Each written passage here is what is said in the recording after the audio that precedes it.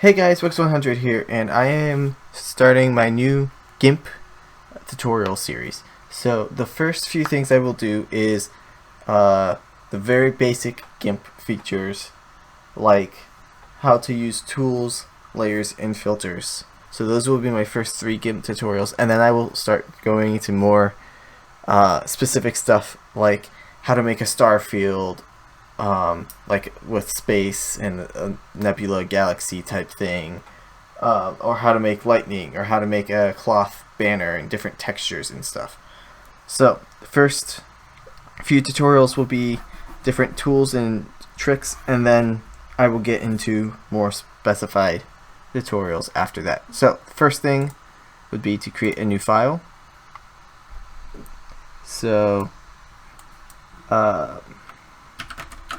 I generally do 1024 stuff, that way I can always scale it down, and then I also do fill color transparency.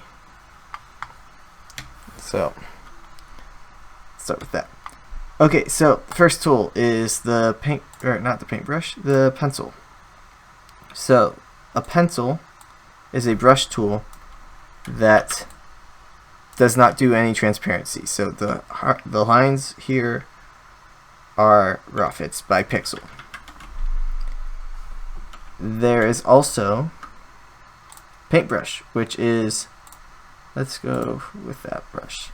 It's similar to the pencil, except as you can see, it can do soft lines. Even with the solid brush, still has a slight soft line.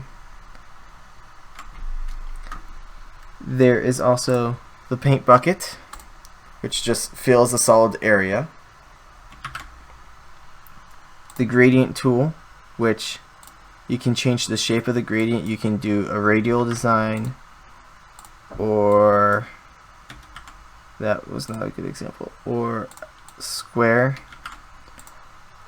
or bilinear, or even singular linear. And you can choose from all kinds of predetermined gradients, or you can do gradients based off of your foreground and background colors. There's also the eraser, which, let's set that there. You can have the eraser set to do hard lines like the pencil, or you can have this hard edge option turned off, and then it does soft lines like the brush. There's also the rectangular selection tool, the ellipse selection tool, the lasso selection tool, which with the lasso tool you can also do straight lines. The color selection tool, which selects all of the same color. So if I do that, the color selection tool selects all of that color on the image. And then the fuzzy selection tool selects all of the same color that's connected. There's also cropping. Whoops. Cropping, which allows you to, well, crop. And the last tool I'm going to go over is the text tool, which 400 is way too small for this cropping. And let's change the color to black. So you can bold, italics, underline, strike through, etc.